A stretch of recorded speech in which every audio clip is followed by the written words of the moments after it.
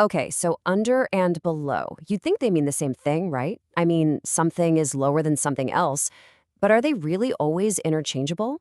Well, the short answer is no, and those subtle little differences can definitely trip you up. In this explainer, we are going to clear all of that up for good.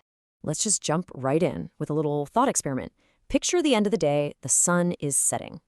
Does it sink under the horizon, or does it sink below the horizon? One of those is the right way to say it, and the other just sounds a little off. By the time we're done here, you're going to know exactly which one is right, and more importantly, why. And look, we're not just pulling this out of thin air. Our guide for this whole deep dive is Practical English Usage by Michael Swan.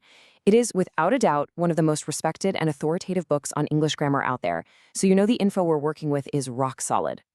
So here's the plan. We're going to start with where under and below actually overlap, and then we'll dive into the specific rules for when you absolutely have to use one over the other. We'll even take a quick look at some related words and then wrap it all up with a super useful cheat sheet. Sound good?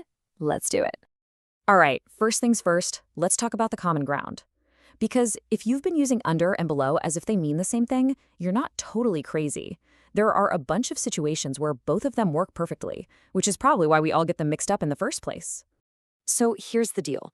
In a lot of general, everyday cases, when all you're trying to say is that one thing is in a lower position than another, guess what? You can use either word. For instance, you could tell someone, hey, look in the cupboard below the sink. Or you could say, look in the cupboard under the sink. And honestly, both are perfectly fine. Nobody would bat an eye. The meaning is exactly the same.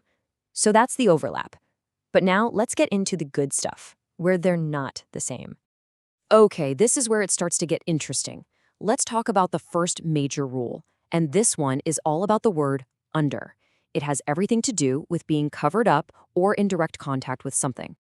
Here is the absolute key for under. It implies a really direct physical relationship. Think about it like layers. If you can imagine one thing literally on top of another, covering it, hiding it, or even just touching it, under is going to be your go-to word. And this slide, this pretty much nails it. And it answers that question we started with. You wear a shirt under your sweater because the sweater is physically covering and touching it. But the sun disappears below the horizon. Why? Because the horizon isn't a blanket covering the sun, right? It's just a line, a reference point on a big vertical scale. That's the key difference. Let's really hammer this home with a couple of quick examples. The cat is under the bed is covering it.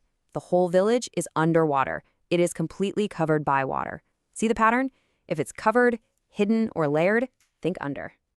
All right, so we've got under, down. Now let's flip it and look at below. Its main job is totally different, and it's all about scales and measurements. So the big rule for below is this. You use it for measurements and positions on some kind of vertical scale. We're not talking about physical covering anymore. We're talking about levels, like on a chart or a gauge, where things are higher or lower than a certain point. You know, the perfect way to think about this is a thermometer. Temperature is all about a scale. You would never, ever say the temperature is 3 degrees under zero. It just sounds wrong, doesn't it? It's always 3 degrees below zero. And it's the exact same idea for height. Sea level is a fixed line, a reference point on a vertical scale. So we say that parts of the Netherlands are below sea level. And suddenly, our sun and horizon question makes perfect sense, right? The horizon is just like sea level. It's a line, a reference point. And what's cool is that this rule isn't just for physical things like height or temperature.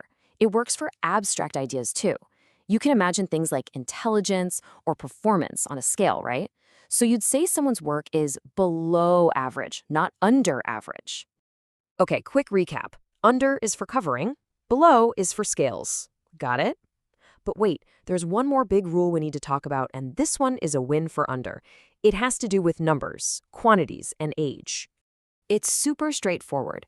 When you mean less than or younger than, you always use under. In this context, below is just not used. It's a non-negotiable rule. So you'd say there were under 20 people there, meaning fewer than 20.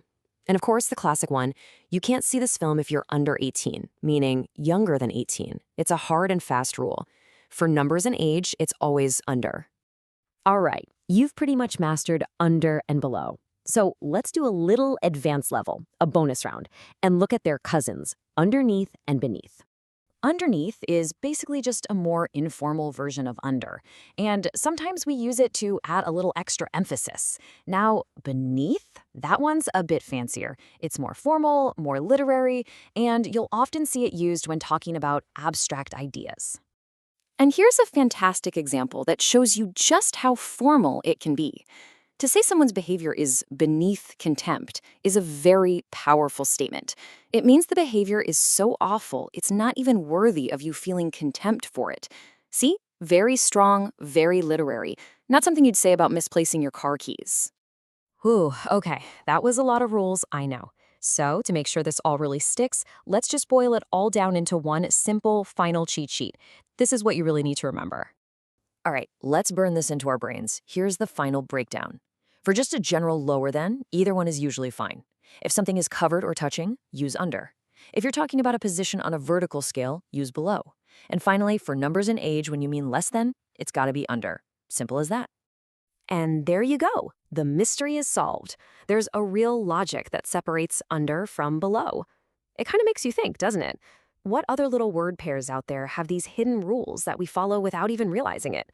That's what's so cool about looking a little closer at the language we use every single day.